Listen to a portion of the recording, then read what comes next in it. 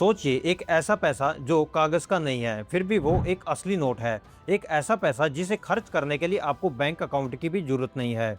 भारत सरकार और आरबीआई कुछ ऐसा लेकर आए हैं जिससे पूरी दुनिया हैरान है, और इसे कहते हैं डिजिटल रुपी।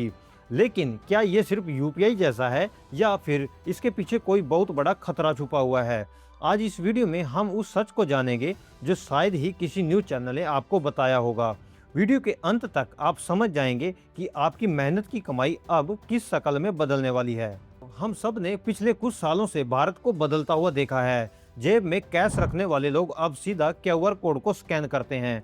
पर दोस्तों, पिक्चर अभी बाकी है। जो क्रांति यूपीआई लेकर आया था, डिजिटल रूपी उससे कहीं ज्यादा बड़ी लेकर आने वाली है। अगर आप एक स्टूडेंट हैं, एक वर्किंग प्रोफेशनल हैं या एक कोई दुकानदार हैं, तो ये वीडियो सीधे आपसे जुड़ी है, क्योंकि मामला आपकी जेब और आपके भविष्य का है। तो चलिए इस ई रूपी की पहेली को सुलझाते हैं। इस बात को एक छोटे से एग्जाम्पल से समझते हैं। मान लीजिए हमारे रमेश बाबू एक दुकान पर जाते हैं। वो यूपीआई से पेमेंट करने की कोशिश करते हैं, लेकिन बैंक का सर्वर डाउन हो जाता है। रमेश परेशान हो जाता है, दुकानदार खड़ा इंतजार कर रहा है। नतीजा ये हुआ कि रमेश को बिना सामान लिए वापिस आना पड़ा। लेकिन यहीं पर रमेश के पास अगर डिजिटल रुपी होता तो कहानी कुछ और होती। सबसे पहले तो उसे इस्तेमाल करने के लिए बैंक सर्वर की जरूरत ही नहीं पड़ती। दूसरी तरफ यह ठीक वैसे ही काम करता है जैसे रमेश ने अपनी जेब से निकाल कर 10 रुपए का नोट दिया हो। बस फर्क इतना है कि वो नोट डिजिटल होता। लेकिन क्या आपको पता है कि ये आपके बैंक अकाउंट में रखे पैसों से अलग कैसे है? यहीं पर सारा खेल शुरू होता है। सिंपल शब्दों में समझते हैं। डिजिटल रुपी या CBDC, central bank digital currency, note का एक डिजिटल रूप है। जैसे आपके पास 100 रुपए का नॉर्मल नोट होता है, वैसे ही आपके पास डिजिटल वॉलेट में 100 रुपए का डिजिटल टोकन होगा। इसके अलावा एक बहुत बड़ा डिफरेंस है। जब आप यूपीआई करते हैं तो पैसा एक बैंक से दूसरे बैंक में ट्रांसफर हो जाता है, यानी बैंक की गारंटी होती है। लेकिन डिजिटल रुपी में सीधा आरबीआई की जिम्मेदारी है, यानी उतना ही सुरक्षित है जितना आपकी अलमारी में रखा आपका कैश है। इतना ही नहीं, आरबीआई को हर साल हजारों करोड़ रुपए सिर्फ कागज के नोट छापने और एक शहर से दूसरे शहर में ले जाने में पड़ते थे। डिजिटल रुपये से ये सारा खर्च खत्म हो जाएगा। नतीजा ये होगा कि देश का जो पैसा है वो बचेगा और हमारी इकोनॉमी और भी मजबूत होगी। अब आप सोच रहे होंगे, भाई ये सब तो ठीक है, पर क्या हमारा डेटा सेफ होगा? अक्सर हमें डर लगता है कि डिजिटल दुनिया में हमारी हर खरीदारी पर किसी की नज़र तो नहीं है।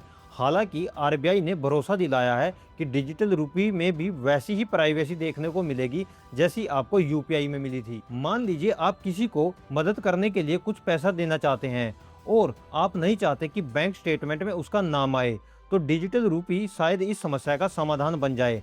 पर क्या सरकार वाकई में हमें इतनी छूट देगी? यह एक बहुत बड़ा सवाल है अभी के लिए। कई लोग पूछते हैं, मेरे पास गूगल पे है तो मैं डिजिटल रुपीस का क्यों यूज करूं? तो दोस्तों, इनमें दोनों में फर्क समझिए। बिना इंटरनेट डिजिटल रुपी को ऑफलाइन ट्रांजैक्शन के लिए भी डिजाइन किया जा रहा है, यानी जंगल में भी अगर आप जाओगे तो पैसा वहां पर भी ट्रांसफर हो जाएगा। बैंक अकाउंट की जरूरत, यूपीआई के लिए बैंक अकाउंट की जरूरत पड़ती थी, पर डिजिटल रुपी के लिए सिर्फ एक वॉलेट ऐप ही काफी है।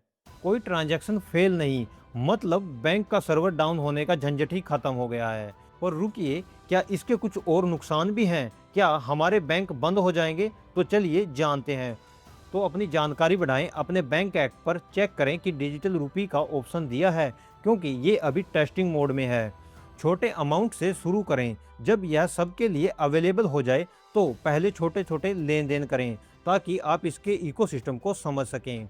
इसके बाद सिक्योरिटी पर ध्यान दें। जैसे आप अपने पिन को किसी के साथ शेयर नहीं करते, वैसे ही डिजिटल रुपी के वॉलेट की सुरक्षा को लेकर भी हमेशा सतर्क रहें। दोस्तों, समय किसी के लिए नहीं रुकता। एक वक्त था जब हम सिक्के लेकर चलते थे, फिर कागज के नोट आए, फिर प्लास्टिक के कार्ड्स आए और फिर यूपीआई आई। आज हम इतिहास के उस मोड़ पर खड़े हैं जहां पैसा हमारी फिजिकल आइडेंटिटी को खो रहा है। डिजिटल रुपी एक सिर्फ ऐप नहीं है, यह भारत की आत्मनिर्भरता की तरफ बढ़ने वाला एक बहुत बड़ा कदम है। यह उस गरीब आदमी के लिए भी है जिसके पास बैंक अकाउंट नहीं है, और उस अमीर बिजनेसमैन के लिए भी है जिसे करोड़ों का लेन देन पलक झपकते करना है। लास्ट में आपसे एक ही सवाल पूछना चाहता हूँ, क्या आपको लगता है कि अगले 5 सालों में हम कागज़ के नोटों को पूरी तरह से अलविदा कह देंगे? आपकी राय कमेंट में ज़रूर बताएं। मैं हर कमेंट को पढ़ता हूँ और रिप्लाई करता हूँ। हेलो, अगर इस वीडियो से आपको कुछ भी नया सीखने को मिला है तो इसे अपने दोस्तों के साथ शेयर करें और हमारे चैनल को सब्सक्राइब करना न भूलें। मिलते हैं अगली वीडियो में, तब तक के लिए धन्यवाद।